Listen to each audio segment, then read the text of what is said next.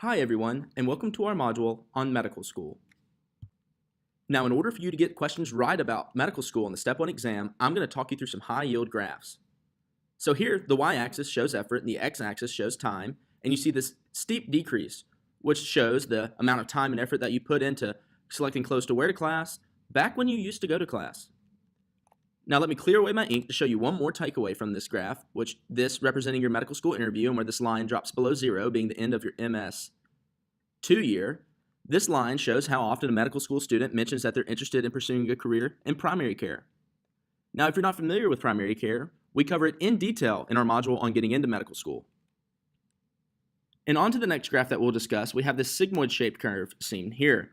Now, working under the assumption that you've entered Dr. Peterson's office at this point and that the line tapers out at about 10 seconds, this shows the likelihood that Dr. Peterson has began laughing, or at least a laughter simulation. Now, importantly, don't confuse the shape of the line for laughter simulation with the shape of the line for hemoglobin dissociation. And as I clear out my ink, I'll show you one more high-yield takeaway from the shape of this line, with this being the beginning of an organ module and this being the MBME final. The line reflects how often you are visiting Dr. Van Wagner's Candy Bowl. Now, what board examiners love to go after is that this steep increase begins at this point right here, which typically coincides with Dr. Fraser's histology lecture. And on to the last graph that we'll talk about today, we have the cyclic pattern as seen here. Now, what this line represents is how much your class likes each other, or how, quote, cohesive it is. And what one might think is that this dip in how much your class likes each other in your MS2 year is because of STEP, and your MS4 year because everyone's moving across the country and you never see each other. That would actually be incorrect, and they'll get you on that in board questions. What these two dips actually represent are election cycles in the United States government, which serves as a nice segue into our discussion on class elections. Now, when class elections come, you're going to have to elect a president, a vice president, and a treasurer. And if you're elected as president, the first thing that you need to do after adding it to your CV, of course, is to begin working long, hard days and hours and not going home until everything is done. Or in other words, be a gunner. Now, if you're vice president, you need to really care about the class and the well-being of your fellow students, and to also have heavily considered running for class president but weren't sure if you'd be elected. And finally, that moves us on to treasurer. Now, treasurer is arguably the most work that anyone does in the student senate, and their job is to passively aggressively text the class to pay senate dues exactly 4 times each term, which can be tough to do between obsessively checking your blood sugar on your Apple Watch. And on to the last discussion that we'll have today, which is making friends in medical school, something that I would not know a lot about. But the number one thing, and my problem, and highest yield thing that you can do to make friends in medical school is first, be attractive. And number 2, to attend Auburn University for undergrad. Now, important to note that you don't have to be attractive if you attend Auburn University for undergrad and your name is Brandon Honeywell.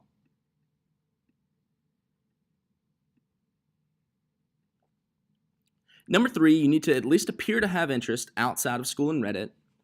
And 4, to have happiness out of proportion with exam.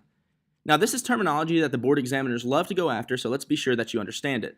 So this is, for example, after you get dome rocked by the PDS final, you need to be happy out of proportion with your exam.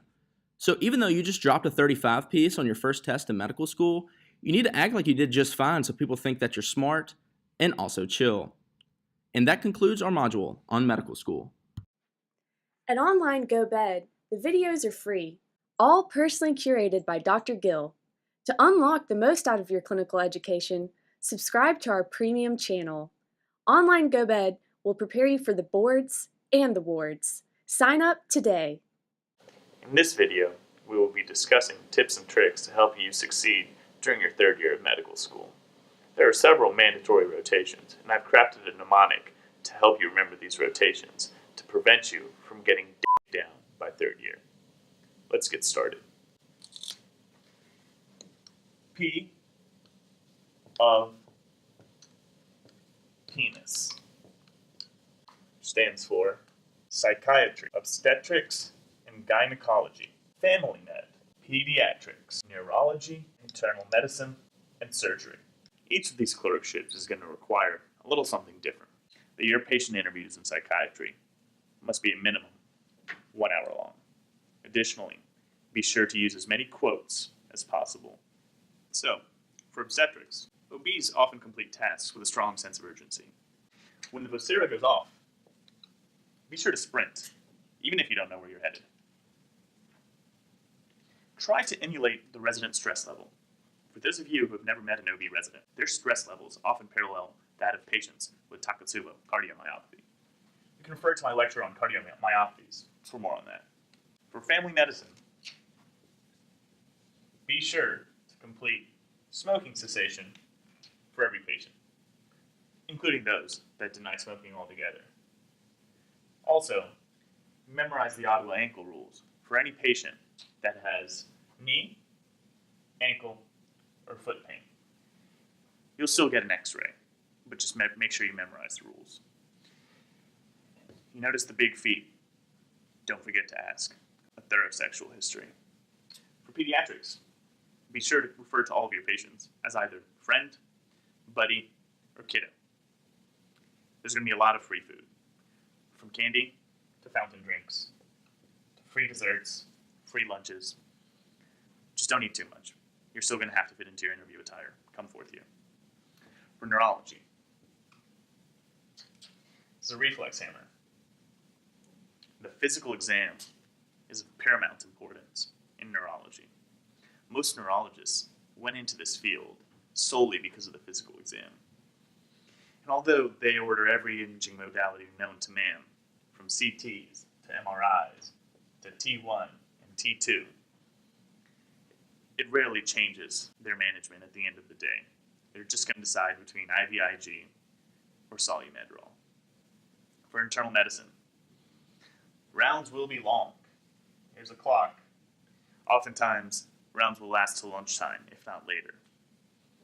Wear comfortable shoes and maintain enthusiasm, as your attendings will often provide you with anecdotal tales of patients while simultaneously lecturing you on the importance of evidence-based medicine.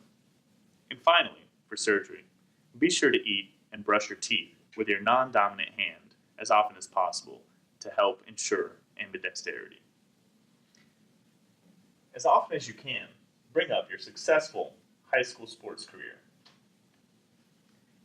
Be the first to scrub in and the last to scrub out. And finally, don't show any signs of weakness.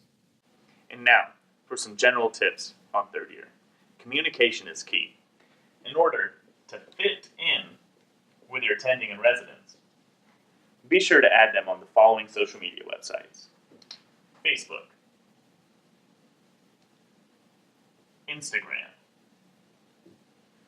Twitter, and Snapchat.